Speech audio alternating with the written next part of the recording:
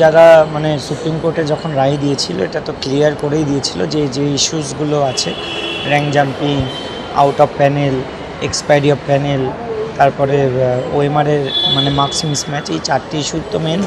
এই চারটে ইস্যু যারা যারা ছিলেন তাদেরকেই টেন্টেড লিস্টে ফেলা হয়েছিল। তো সেই জায়গায় দাঁড়িয়ে র্যাঙ্ক জাম্পিংয়ে তাদের একটা ফাইল ছিল গতকাল যে পরীক্ষায় যেন অন্তত তাদেরকে বসতে সুযোগ দেওয়া হয়, কিন্তু কোর্ট বলে দিয়েছে যে না, সেই সুযোগ তাদের দেওয়া হবে না এবং এমআইটা ডিসমিস করে দিয়েছে। বলা হচ্ছে যে আপনারা শিক্ষকের মতো আচরণ করুন, না হলে পুলিশ ব্যবস্থা নেবে। তাই জন্যই কি আজ দুজন শিক্ষক নেতাকে পুলিশ ডেকেছেন? দেখুন, যাদেরকে শিক্ষক নেতা বলছেন বা যাদেরকে ডেকেছে আজকে, তারা কিন্তু কেউই 2016 প্যানেলের নন এবং তারা আমাদের মঞ্চেরও কেউ নন। অবশ্যই অন্য কোনো মঞ্চের, কিন্তু মানে এই যে যোগ্য চাকরিহারাদের মধ্যে তারা পড়েন না। এখন বলছেন শিক্ষক সুলভ আচরণ করবেন। হ্যাঁ, অবশ্যই আমরা শিক্ষক সুলভ আচরণ করব, আমরা দায়বদ্ধ সেটা করতে। কিন্তু একটা জিনিস ভাবাটাও দরকার যে শুধুমাত্র যারা ভুক্তভোগী, যারা অন্যের দোষে দায়ী হয়ে আজকে সাজাপ্রাপ্ত হলাম, তারাই শুধুমাত্র মানে ন্যায়ের পথে চলবো, তারাই শুধুমাত্র সংযত থাকব, শিক্ষক সুলভ আচরণ করব, মানব সুলভ আচরণ করব, আর বাকিরা তারা দুর্নীতি করে বেড়াবে, উল্টোপাল্টা বলবে, তারা অন্যায় করবে, আর সেটা আমরা প্রতিবাদ জানাতে পারবো না, আমরা তার বিরুদ্ধে যেতে পারবো না, সেটাও তো কখনো হতে পারে না। সমাজে সবসময় অবহেলিত হতে থাকবো আর ন্যায়ের কথা বলবো, সেটা সবসময় হয় না। তাই অবশ্যই মানে একটা মানবসুলভ আচরণ যেমন থাকবে, শিক্ষক সুলভ আচরণ যেমন থাকবে, তেমনি প্রতিবাদ জারি থাকবে, আন্দোলন জারি থাকবে। আমরা আমাদের ন্যায় বিচারের জন্য যেটা বলার সেটা আমরা দৃঢ়ভাবে, দৃঢ় কণ্ঠে, নির্ভীকভাবেই বলব। ফিরহাদ হাকিম মন্তব্য করছেন যে এভাবে আন্দোলন করলে তো সুপ্রিম কোর্টের রায় বদলে যাবে না, নাটক বন্ধ করুন। নাটক বলছে আপনাদের এই আন্দোলনটাকে। দেখুন, ওনারা রাজনৈতিক ব্যক্তিত্ব, ওনারা এইসব বলে থাকেন, ওনারা ওনাদের মতো বলুন, রাজনৈতিক স্বার্থ চরিতার্থ করুন, আমাদের ওইসব নিয়ে মাথা ব্যথা নেই। তবে একটা কথাই বলবো যে অন্তত দায়বদ্ধ থাকুন তাদের প্রতি যারা আপনাদের শিখিয়ে টিকিয়েই মানুষ করে তুলেছে, শিক্ষক শিক্ষিকারা, এবং আপনাদেরকে সেই জায়গায় বসিয়েছে। তো আজকে ব্যাপারটা হচ্ছে যে আপনি বলছেন নাটক, আপনাদের সরকারি নাটক এবং আধিকারিকরা যারা জেলে আছেন তাদের নাটক এবং বিভিন্ন ডিপার্টমেন্ট তারা নাটক করেছিল বলেই আজকে আমাদের আন্দোলনটা করতে হচ্ছে। আমরা ইচ্ছাকৃতভাবে আনন্দ করার জন্য এখানে বসিনি, আমরা কোনো উৎসব পালন করছি না। আর আপনাদেরকে যেটা বলার সেটা হচ্ছে আন্দোলন যাতে না করতে হয় তার জন্য কী কী করণীয়, আপনারা কী করতে পারবেন সেটা বলে দিন না, বা আপনাদেরকে পথে যাতে না থাকতে হয়, আমরা তো সবাই সেটাই চাইছি।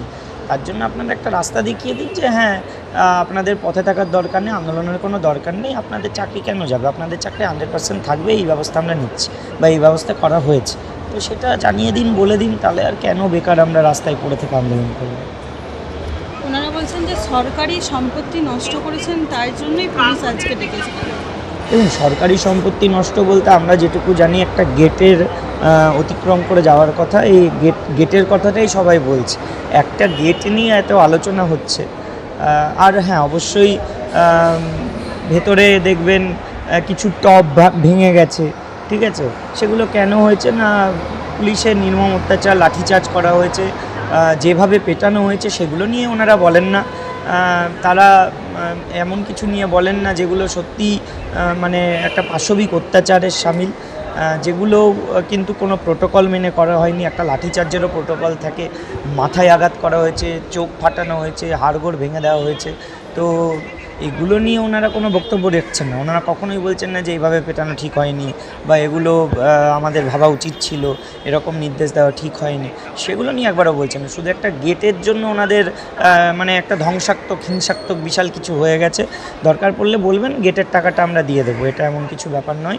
তবে আপনারা একবার শুধু ভেবে দেখুন, যারাই বলছেন না কেন, যে আপনারা কি করেছিলেন, আমাদের জীবনটা নষ্ট করে দিয়েছেন, তার জন্যই কিন্তু আমাদের রাস্তায় নামা, আমাদের প্রতিবাদ করতে হচ্ছে। আমরাও হিংসা চাই না, ধ্বংসাত্মক কিছু হয় চাই না। আমরা আমাদের মঞ্চ থেকে কখনোই ঘোষণা করিনি যে ধ্বংসাত্মক বা হিংসাত্মক কিছু করা হোক। তবে মানুষের মনে রাগ আছে, মানুষ ক্ষিপ্ত হয়ে উঠছে আস্তে আস্তে, যারা যোগ্য হয়েও চাকরিহারা তারা তাদের মানে কারোর ওপরে আর বিশ্বাস ভরসা তো রাখতে পারছে না। আস্তে আস্তে তাদের পরিণতি কী হতে চলেছে তারা হয়তো সেটা অনুধাবন করেই তাদের মানসিক যে ক্ষিপ্ততা সেটা তাদের ভাষার মাধ্যমে প্রকাশ করছে। আন্দোলনের পথে চলবে, আমরা প্রতিবাদ করব। তবে যারা এর বিরোধিতা করছেন তাদের বলবো, আপনারা রাস্তা দেখিয়ে দিন, ফলপ্রসূ করুন, তারপরে এগুলো বলবেন, মানাবে। কিছুদিন আগে আপনারা দাবি করেছিলেন যে যারা যোগ্য তাদের তালিকা দিতে না পারলে অযোগ্যদের বরখাস্ত করুন। এখনও কি মুখ্যমন্ত্রী কোনো পদক্ষেপ নিয়েছেন?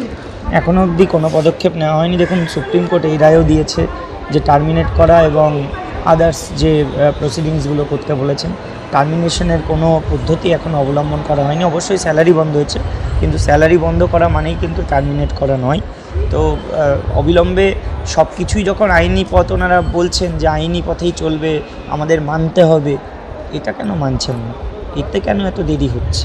এটাও ভাবুন।